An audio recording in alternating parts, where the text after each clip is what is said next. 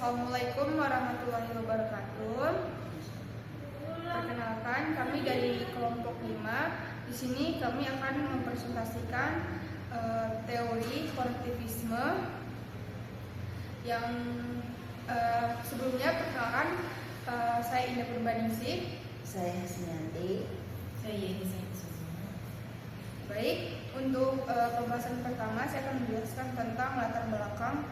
Pertama, pendidikan anak usia dini merupakan tahap penting dalam pembentukan dasar kepribadian dan kemampuan belajar anak. Nah, di teori kognitif di konektivisme memberikan pandangan baru tentang bagaimana pembelajaran berlangsung di dunia maya atau biasa disebut dengan pembelajaran daring dalam jaringan atau online.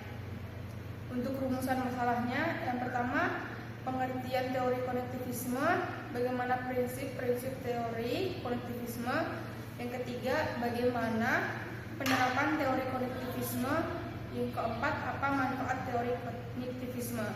Untuk pembahasan selanjutnya akan dijelaskan oleh Ibu Mia. Baik, pengertian teori konektivisme. Teori belajar konektivisme adalah teori pembelajaran yang melihat pengetahuan sebagai jaringan, di mana pembelajaran terjadi melalui kemampuan untuk membentuk dan mereplikasi koneksi antara berbagai sumber informasi. Konektivisme merupakan metode belajar yang dikembangkan dari teori chaos, teori jaringan, kompleksitas, dan pengorganisasian diri. Selanjutnya, prinsip-prinsip konektivisme. Menurut Siemens, prinsip-prinsip utama konektivisme antara lain: 1. Belajar terjadi melalui koneksi berbagai sumber informasi. 2. Pengetahuan dapat berada di luar individu, misalnya dalam jaringan digital.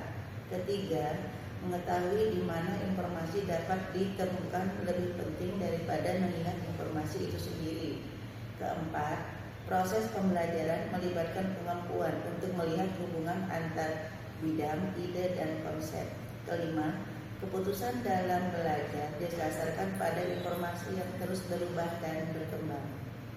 Selanjutnya saya silakan kepada Bunda Jenny untuk menjelaskan penerapan konektivitas dalam PAUD. Oke, terima kasih Bu Mia. Untuk penerapan konektivisme dalam PAUD, dalam konteks PAUD, teori konektivisme dapat diterapkan melalui berbagai aktivitas yang menghubungkan anak dengan beragam sumber belajar. Guru berperan sebagai fasilitator yang membimbing anak untuk menemukan dan menghubungkan informasi dari lingkungan sekitarnya maupun media digital. Contohnya, anak dapat belajar mengenal hewan melalui video edukatif, kemudian memperkuat pemahaman melalui buku bergambar dan kegiatan bergambar.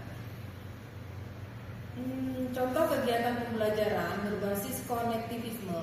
1. Mengenal hewan. Anak-anak menonton video tentang hewan, menyebutkan nama hewan yang dikenali, lalu menggambar hewan favorit mereka. Kegiatan ini mengajarkan anak untuk belajar dari media digital dan buku dan pengalaman langsung. Untuk yang kedua, belajar tentang alam sekitar. Anak diajak berjalan di taman sekolah untuk melihat tanaman dan serangga, kemudian menonton video tentang pertumbuhan tanaman.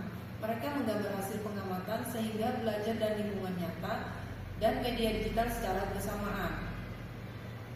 Melihat tanaman dan serangga, kemudian itu termasuk belajar dari lingkungan nyata ya, teman-teman ya. Maksudnya saya lanjut yang ketiga, mencari solusi secara mandiri. Saat menghadapi masalah, siswa pertama kali mencari jawaban di Google, berdiskusi dengan teman melalui aplikasi pesan instan, atau mencari tutorial di YouTube sebelum bertanya kepada guru. Demikian tadi contoh-contoh berbasis konektivisme. Untuk selanjutnya saya kembalikan kepada Mbak Indah. Baik, selanjutnya saya akan menjelaskan tentang manfaat konektivisme. Yang pertama, anak menjadi lebih aktif dan kreatif dalam mencari informasi. Yang kedua, anak belajar mengenal teknologi secara bijak. Yang ketiga, guru lebih kreatif dalam menyusun kegiatan belajar. Yang keempat, anak terbiasa belajar dari berbagai sumber. Yang kelima, mendorong anak untuk berpikir kritis dan adaptif terhadap perubahan.